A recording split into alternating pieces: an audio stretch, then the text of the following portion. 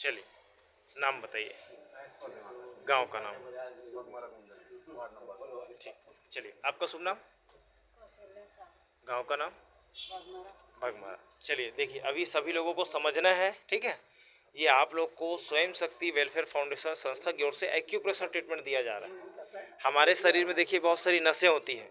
जब हम कार्य करते हैं, उठते बैठते चलते समय कई बार भार पड़ने से नसें दबती है, या कई बार गिर जाते हो तो नसें दबती है, या शरीर में कमजोरी आ जाएगी तो नसें आपके सिकुड़ जाएंगी, है ना।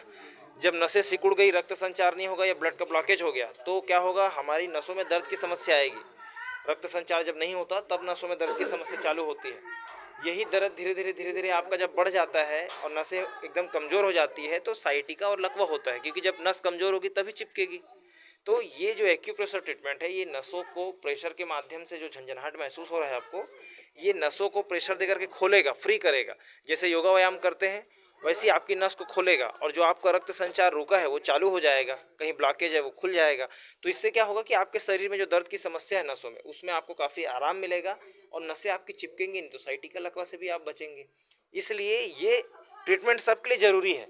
आप नहाते क्यों हैं डेली? ताकि आपकी बाहर की गंदगी साफ़ हो। वैसे ही साल में एक बार अगर आप अपनी नसों की सफाई करा लेंगे ना, तो नसें आपकी चिपकेंगी नहीं, तो आप साइटिकल लकवा से बचेंगे।